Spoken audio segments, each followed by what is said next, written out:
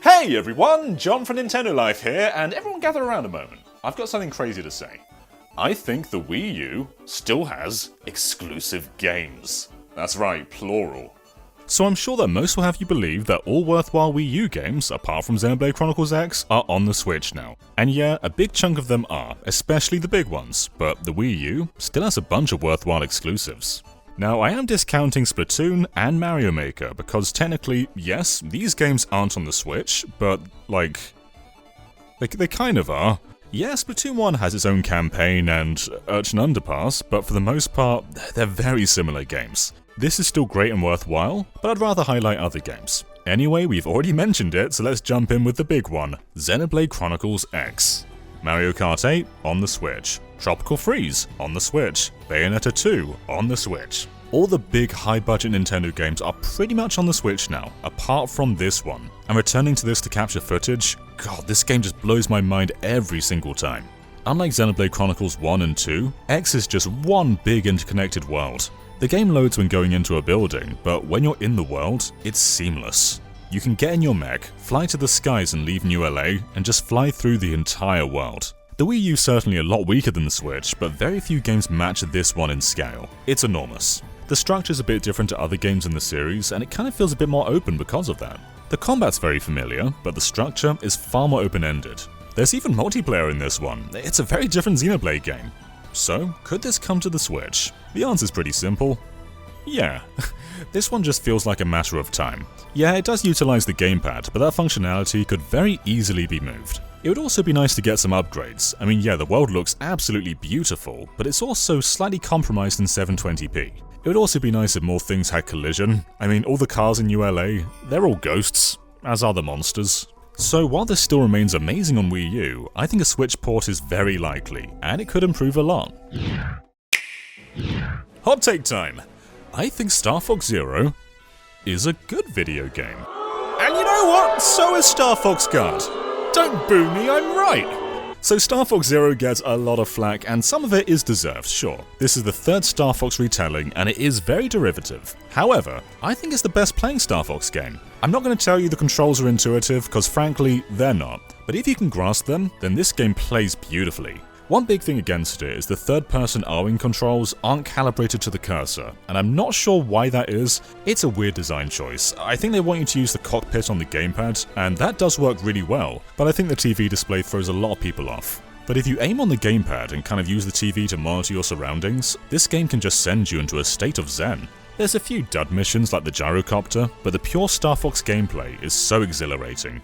The moment-to-moment gameplay is, in my opinion, the best the series has ever been. And while it could technically leave the Wii U, it would be a bit messy. There's certain enemies which are designed to be shot from a specific angle, and doing that without a gamepad, it could work, but it would be compromised. You can switch displays using the minus button, so perhaps that would work, but I think this game's reputation is just kind of tarnished at this point. It didn't sell well, and I think that most people just aren't open to giving this one a shot.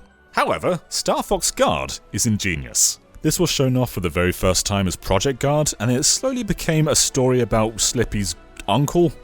Grippy? I'm not making that up.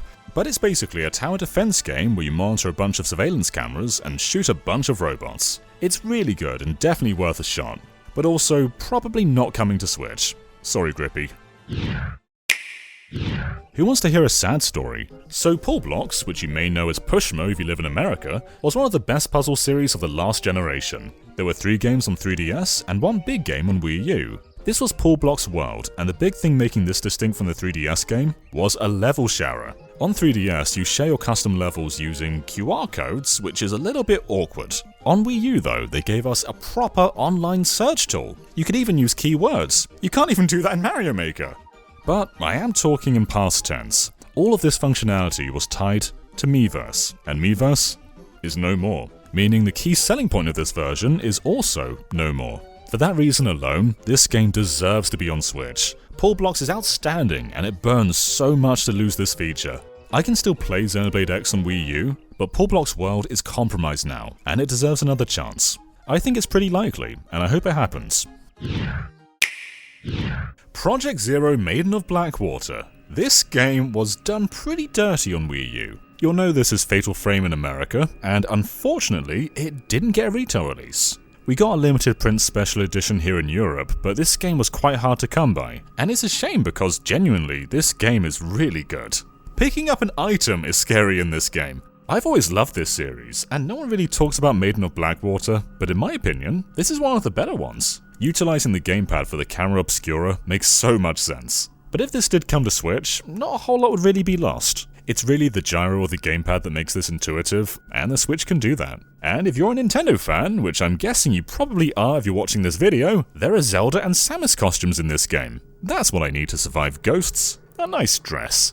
This is yet another one that could come to the Switch, and if it does, hopefully it gets a proper treatment. There just aren't that many horror games like this anymore. Okay, we can say right off the bat that Game & Wario is not coming to the Switch. This is one of the few Wii U games properly built around the gamepad. Everything that exists in this game is built around two different screens. Remember this from the Wii U debut trailer? Well, it's here in Game & Wario, only it's now a photography game, not a shooty shoot. Instead of micro games, this game's more about mini games, and I think that turned a lot of people off. But rest assured, these are really good mini-games. Especially Gamer, this mode's ingenious. On the gamepad, you play regular WarioWare, but at the same time on the TV, your mum is patrolling around and making sure you're actually asleep. So while you're playing, you have to look up and make sure your mum isn't approaching, and if she is, you have to hide. And this particular mode was salvaged in WarioWare Gold for 3DS, but Game & Wario still offers so much more. It's not exactly a masterpiece, but it's still a really fun party game.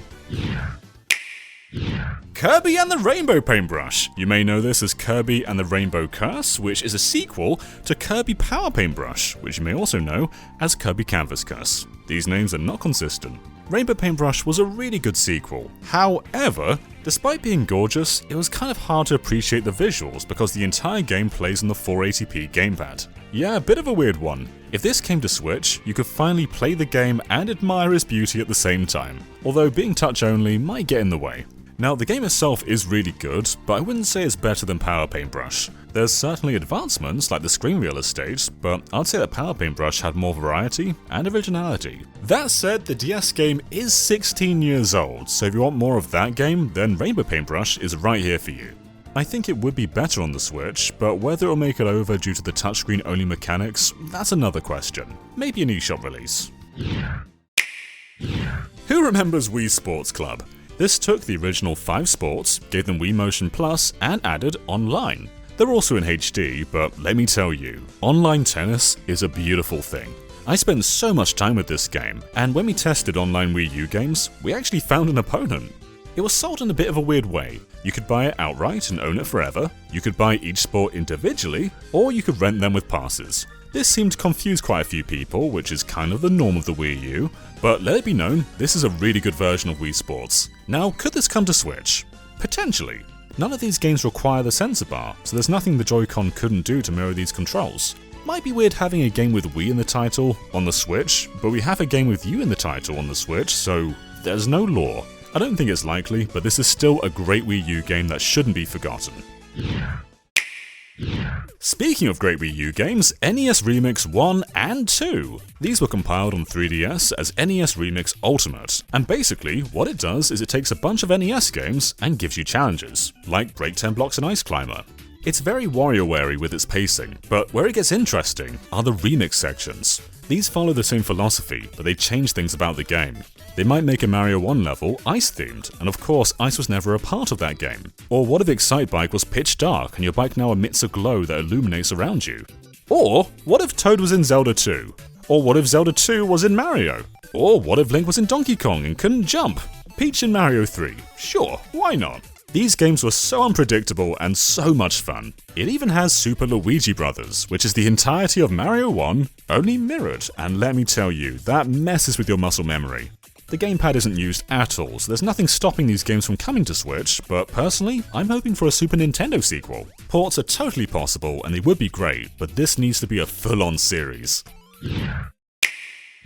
Okay, this one's divisive. Paper Mario Color Splash. I played the entirety of this game, and there were certainly moments where it was tedious, but there's also some really good moments. I definitely wouldn't rank it at the top of the series, but it's far from the bottom too. However, the combat, yeah, it's not great. The card system was slow, tedious, and just not very intuitive. And if it were to leave Wii U, nothing of value would really be lost. Everything here could very easily be on the screen.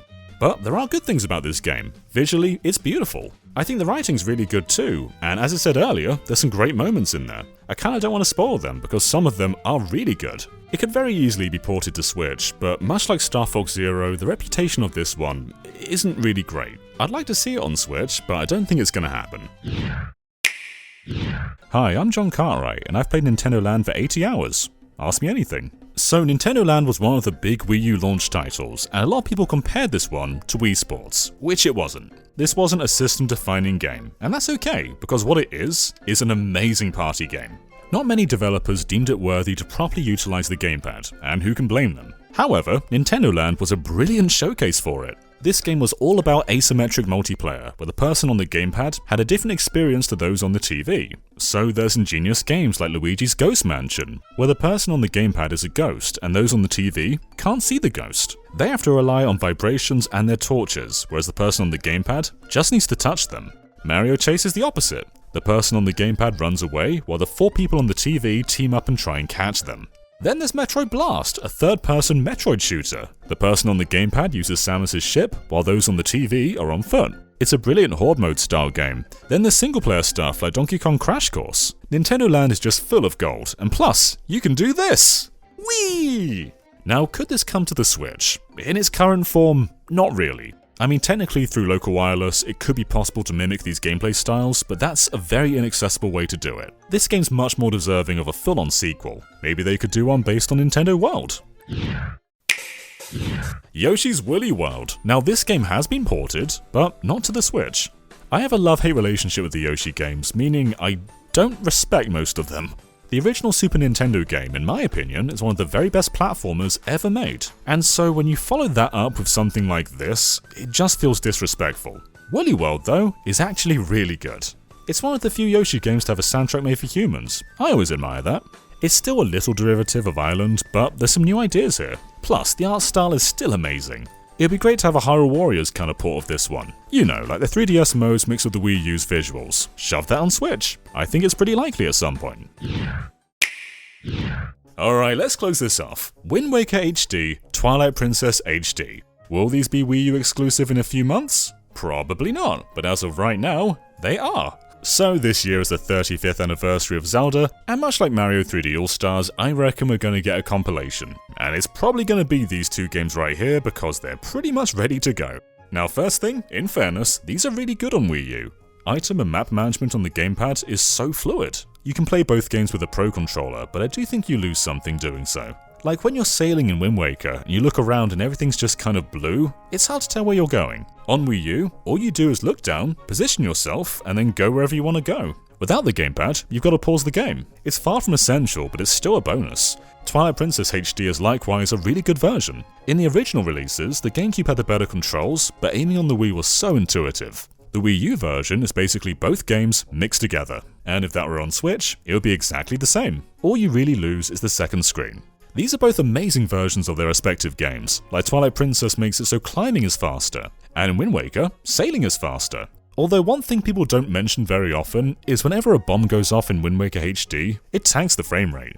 Every single explosion stutters, and hopefully if this were on the Switch, that wouldn't happen. So yeah, these 2 are pretty much inevitable. Whether they're going to be a collection or sold separately, that's the other thing. I'd hope a collection, but this is Nintendo we're talking about and they like to sell things. So what do you think about these games? Are they actually good, or do they deserve to be stuck on the Wii U?